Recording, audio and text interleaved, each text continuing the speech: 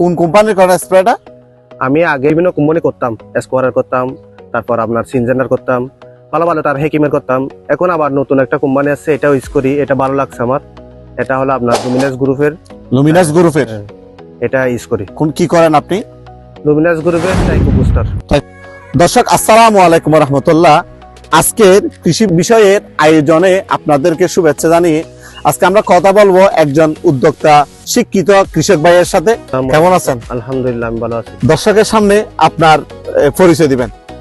আমার নাম মোহাম্মদ মুর্শেদ। আমি গ্রাজুয়েট করছি। এর পাশাপাশি গ্রাজুয়েটের পরে আমি কোনো চিন্তা ভাবনা ছাড়া, আমি যে আমার নিজের জমি আছে, আমি বলতেছি দেখি এখানে সবাই তো ভালো ইনকাম, এটাও ইনকামের পথ। আমি কোনো চাকরির দিকে আগ্রহী নাই, আমি এই সবজির মধ্যে গিয়া হয়েছি। আপনার কতখানি পর্যন্ত আপনি সবজি চাষ করেন? আমার প্রায় সবজি ধান সবগুলো মিলিয়ে, ধান কম, আমার বেশিরভাগ সবজি সবগুলো মিলিয়ে আমার 6 কানি মতো আছে, মানে 12 বিঘা। 12 বিঘা আপনি চাষ করেন। কি কি ফসল আপনার জমির মধ্যে আছে এখন? এখন বর্তমানে আছে আমি এর বেগুন আছে, টমেটো আছে, তারপর ফুলকপি আছে, বাঁধাকপি আছে, মরিচ আছে, তারপর মূলা আছে, সিম আছে, তারপর ধনিয়া পাতা আছে, আবার আমি পেঁয়াজ লাগাইছি, রসুন লাগাইছি, মানে ইত্যাদি আরো অনেক কিছু আছে। আপনি ধান করেন? ধানও করি। ধানও করেন আপনি? জৈব সার বেশি ইউজ করি। আমার গরুর খামার আছে, গরুর খামার থেকে আমি জৈব সার, আবার আমার বার্মি কম্পোস্টের ইয়েও আছে, বার্মি কম্পোস্ট বেশি ইউজ করি।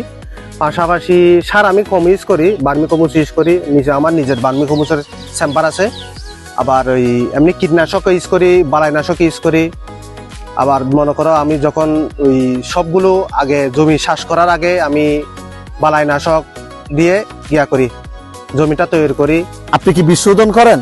হ্যাঁ, আমি তো সব বীজ না, আমি আসলে জমিটা তৈরি করার আগে জমিটাও শোধন করি। শোধন মানে জমির মধ্যেও আমি এগুলো প্রয়োগ করি।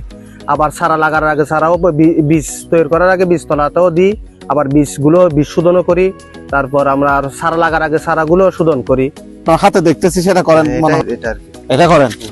আচ্ছা, তো আপনি এই যে টাইকো বুস্টার আপনি এখানে স্প্রে করার পর আপনি কি উপকার পাচ্ছেন বলেন?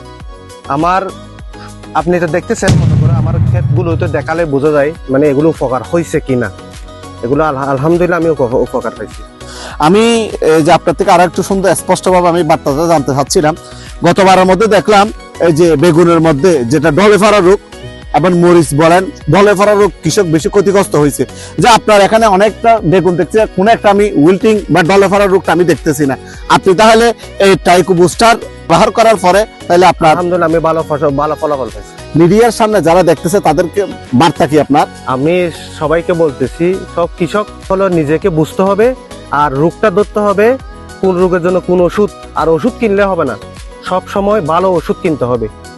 ভালো কোম্পানির কীটনাশক হলে আপনি কোনো কৃষক ক্ষতিগ্রস্ত হবে না, ইনশাআল্লাহ আপনারা লাভবান হবেন। এটা কার মাধ্যমে সন্ধান পেলেন আপনি? আমি এটা সন্ধান পাইছি আমার একটা ভাই কৃষিবিদ মোহাম্মদ সালাউদ্দিন, ওর পাশ থেকে ও আমাকে বললেন আমাদের এইরকম একটা ভালো প্রোডাক্ট আছে, আপনি ইউজ করে দেখেন, ভালো লাগবে। দর্শক, আমরা এখন সালাউদ্দিন ভাইয়ের সাথে কথা বলবো। এটার আরো উপকারিতা এর সম্পর্কে আমরা আরো তার থেকে আরো বিস্তারিত তথ্য জানবো।